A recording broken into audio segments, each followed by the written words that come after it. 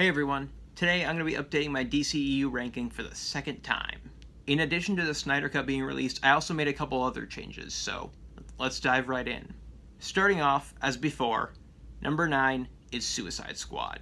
Most of the acting is solid. Jai Courtney is the best part of the movie, partially because he's allowed to use his native accent, but also because Captain Boomerang is the only squad member who doesn't have an underdeveloped backstory. He's just an alcoholic douchebag, and Courtney plays that to perfection. Margot Robbie is great. I'm not a fan of her outfit, but she plays the character very well. Viola Davis and Jay Hernandez are also good. Some of the comedy does legitimately work. Not a lot, but there are a few good bits. Probably the best part of the movie is this shot of June Moon turning into a Enchantress. Enchantress.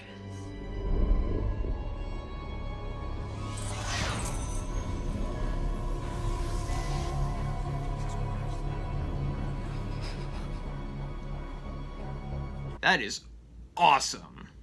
I love Will Smith, and he does give a pretty good performance, but I just don't buy him as a bad guy. An alcoholic superhero, maybe, but not a villain. The action scenes in this movie are a mixed bag.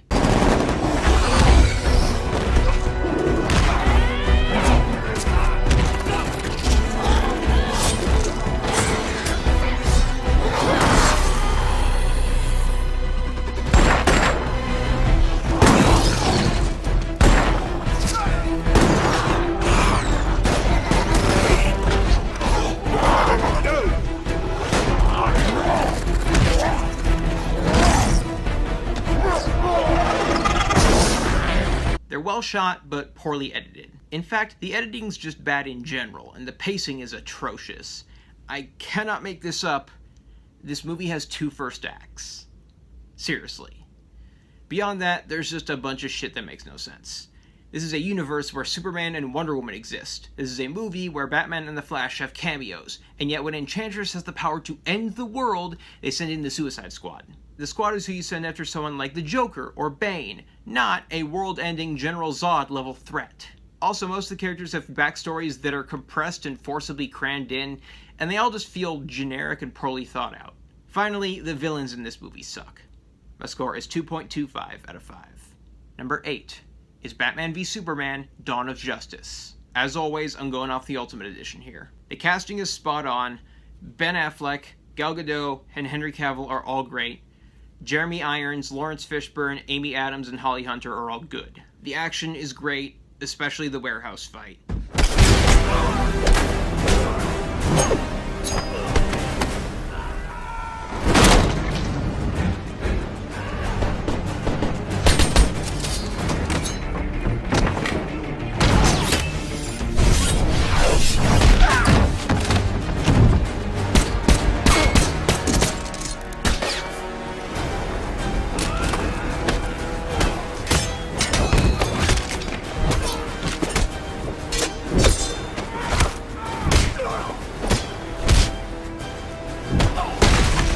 The music is awesome. The final battle is fine. Doomsday is whatever. Lex Luthor is not that bad, to be honest. I don't mind him. And I do like this movie's Batmobile. A score is 3.25 out of 5. Number 7 is Wonder Woman 1984. This movie is shamelessly bonkers, infectiously joyful, and painfully relevant in this day and age. Gal Gadot is delightful, and Chris Pine is great as usual. The pacing is on point, the action is thrilling, and Hans Zimmer's musical score is pretty great. As a whole, this movie doesn't live up to the original, but there are a couple areas where it improves. One of which is the villains. Cheetah has some wasted potential, but she's pretty fleshed out and pretty well developed, and she's fairly relatable. And Kristen Wiig proves that her dramatic acting rivals her comedy. Maxwell Lord is also a pretty sympathetic villain. And Pedro Pascal is excellent. He's not evil, he's just easily manipulated. And finally, the third act actually feels like a continuation of the story, rather than an arbitrary CGI fight with a last-minute villain shoehorned in by studio interference.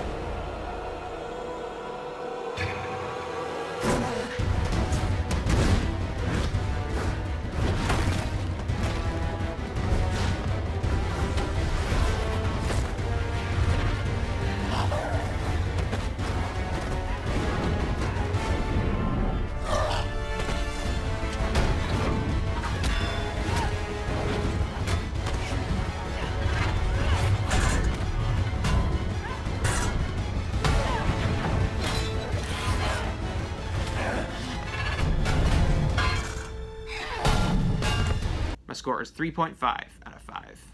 Number 6 is Man of Steel. Look, say what you will about Zack Snyder. He did something at least one other, arguably better director failed to do. He successfully launched the DCEU. Green Lantern was supposed to do that 2 years earlier, and that was directed by Martin Campbell, the guy who gave us GoldenEye and Casino Royale. So yeah, something clearly went wrong there. Anyway, Snyder actually succeeded. Henry Cavill kills it as Superman. He's not the best, he's not my favorite, but I love him in the role. The rest of the cast is solid. Amy Adams, Russell Crowe, and Lawrence Fishburne are great. Kevin Costner and Diana Lane give us the best live-action portrayal of Ma and Pa Kent to date, and Michael Shannon is awesome as General Zod, easily one of the best DCEU villains. Oh, and Anja Trow somehow manages to outshine him as Feyre All.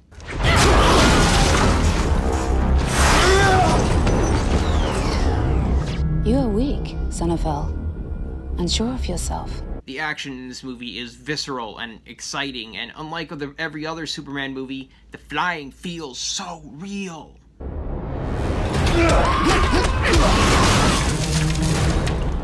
The fact that you possess a sense of morality, and we do not, gives us an evolutionary advantage. Yes, but actually no. And if history has proven anything,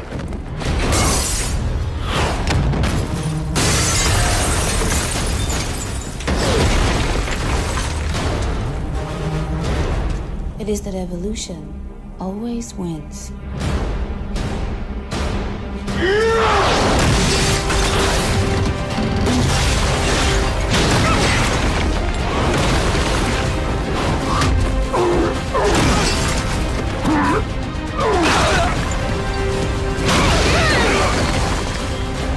And the music also helps. Hans Zimmer's score here is one of his best. My score is 3.9 out of 5. Number 5 is Aquaman. This movie is the cinematic equivalent of good overacting. It's completely over the top, it knows it, and it doesn't care. Aquaman is entertaining as hell. It's colorful, it's cheesy, and it never takes itself too seriously. Speaking of colorful, this movie forgoes the washed-out color palettes of Zack Snyder's movies, and instead, it's bright and colorful. The acting is great across the board. Jason Momoa is clearly having a blast, and off the top of my head, I can't think of anyone better suited to play Aquaman. Patrick Wilson as Orm is easily one of the best DCEU villains, up there with General Zod. Willem Dafoe, Nicole Kidman, Yahya Abdul-Mateen II, I hope I said that right, and Tamira Morrison are all good. Amber Heard is fine, but considering how she treated Johnny Depp, she needs to be recast or just cut out of the sequels. All of the action is great, but there are two specific fights where the cinematography is masterful, and the final battle is something epic.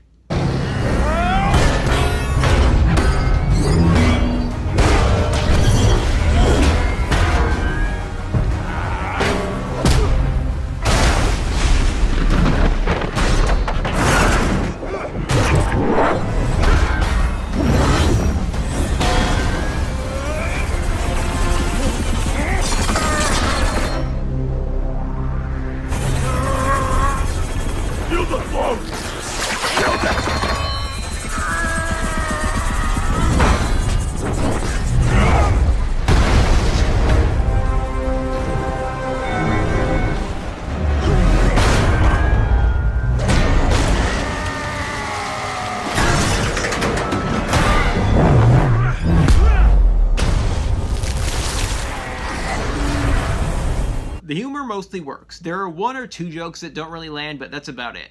And finally, there's a cliche dodge I love.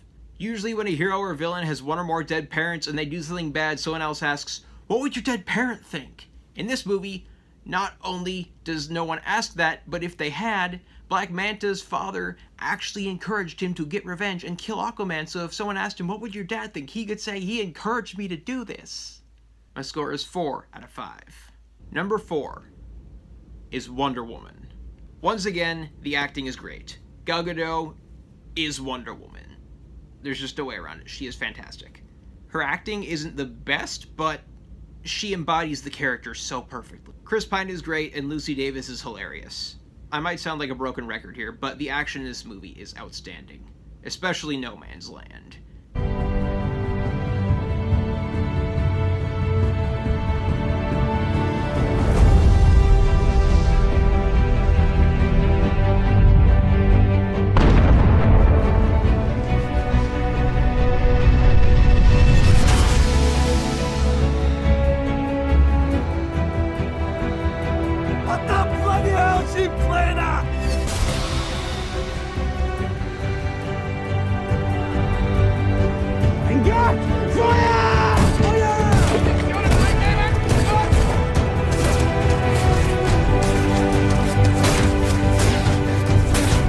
Taking all the fire, let's go!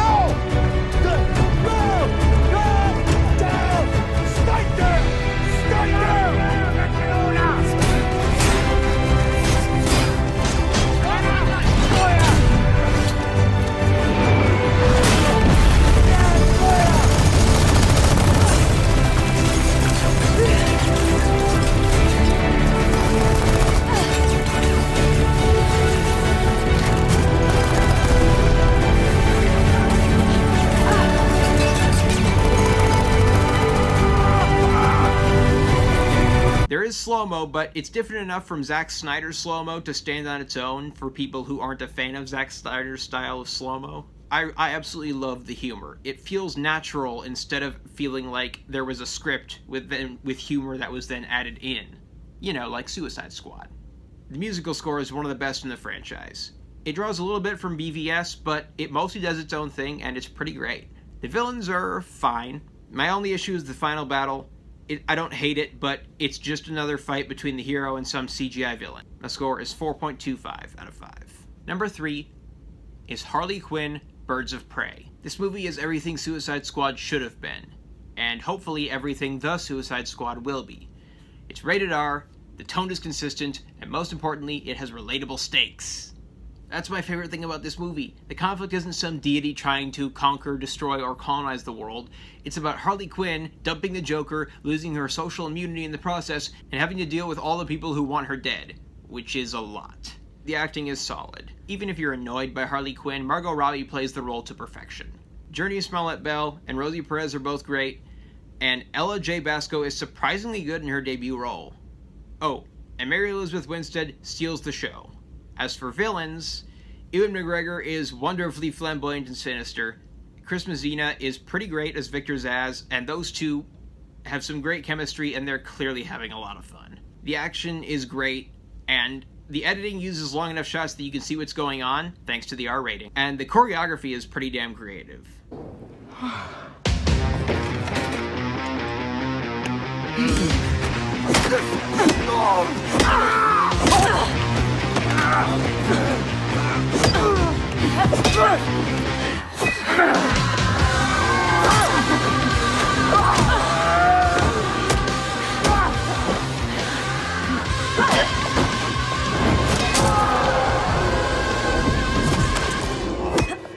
And finally, the humor is pretty consistently funny. Harley and her egg sandwich is a better love story than Twilight. I love that they poke fun at the fact that the Huntress is just your typical generic anti-hero out for revenge. There's a great running gag where Huntress is trying to make a name for herself, but people keep calling her the crossbow killer. My score is 4.5 out of 5. My number 2 is gonna piss off two different groups of people for different reasons, and I don't care. Number 2 is Zack Snyder's Justice League. This is a tale of epic proportions, told with style and substance. Zack Snyder's cut is twice as long as its predecessor, but it's worth every minute. Most, if not all, the positive aspects of Joss Whedon's cut are present here, making WB's decision to bring him in definitively pointless. Here's hoping they've learned their lesson. Anyway, the increased runtime gives Snyder plenty of time to flesh out the characters, and oh boy does he. Cyborg and Flash actually feel like characters with personality and motive and all that.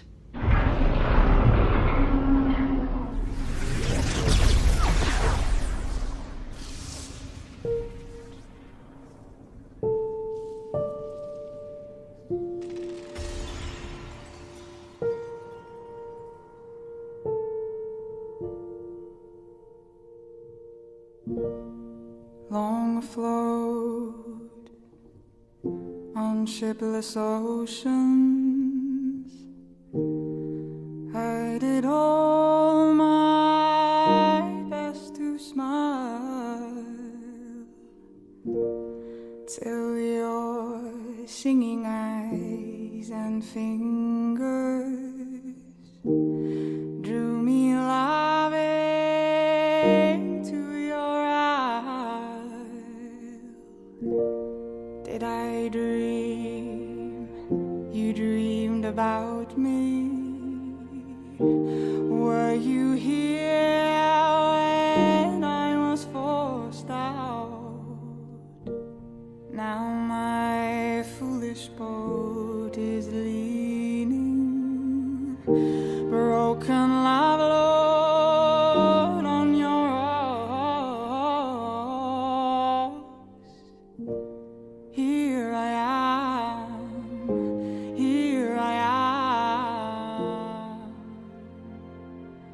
waiting to hold you.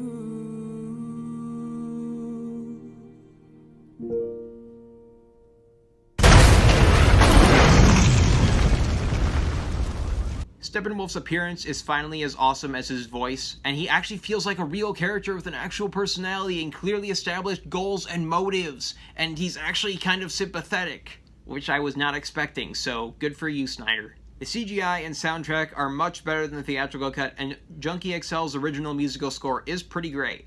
A score is 4.6 out of 5. Finally, my number 1 is Shazam. Or rather, Shazam! I love this movie. The acting is great. I keep saying this, but it's true. The acting is great. Zachary Levi perfectly embodies a boy in a man's body. Mark Strong is a great villain. The other foster kids are all good, especially Grace Fulton. And Cooper Andrews and Marta Billins have pretty great chemistry, and they seem like real caring foster parents. Yes, exactly why your math department is so uniquely suited for me. I can't even with Eugene right now. Sorry. Mary, hi. College interview. I'm Billy. What am I most excited about? Oh, what a great question. I was hoping you'd ask. Mention you're a foster kid. Colleges eat that up.